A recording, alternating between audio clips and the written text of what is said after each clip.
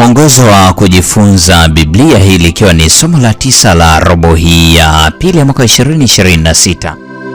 Somo la 9 linasema dhambi, injili na sheria. Leo ni Mei 26, siku ya Jumanne. Mada yasema sheria. Ni kwa namna gani umefasili na kuielezea dhambi kwa mtu asiye Mkristo?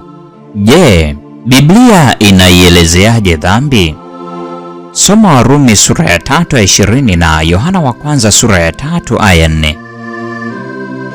Dhambi ni uvunjaji wa sheria ya Mungu. Yohana wa kwanza sura ya 3 aya 4. Na dhambi pia imo ndani ya asili yetu. Zaburi 51 ya 5. Yeremia 17:9. Kwa hiyo ni sheria inayofanya tuelewe kile hasa dhambi ilicho. Sheria ni kama kuvaa miwani ili kwamba tuweze kuona vizuri kile kinachotuzunguka na au kutumia kioo kuona vile tunavyoonekana. Inaleta ufasaha na usadikisho katika maisha yetu na tabia zetu, na wakati huo huo ikituambia juu ya tabia ya Mungu na kile kilicho muhimu kwake.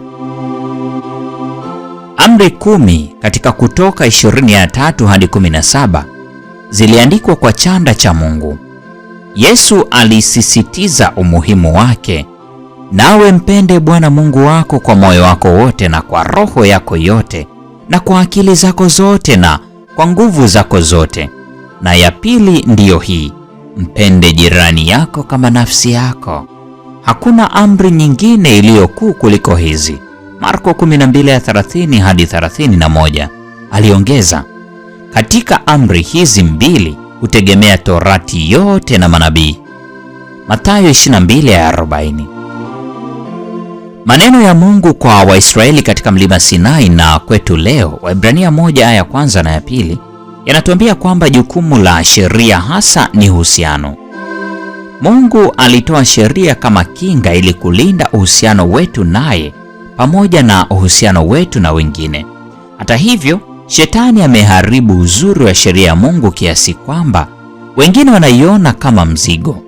Ushupavu wa sheria badala ya upendo na uhuru mara nyingi unahusianishwa na sheria, hata kama Biblia inatuambia kwa maana huku ndiko kumpenda Mungu, kwamba tuzishike amri zake, wala amri zake si nzito. Yohana wa kwanza sura ya 5 aya 3.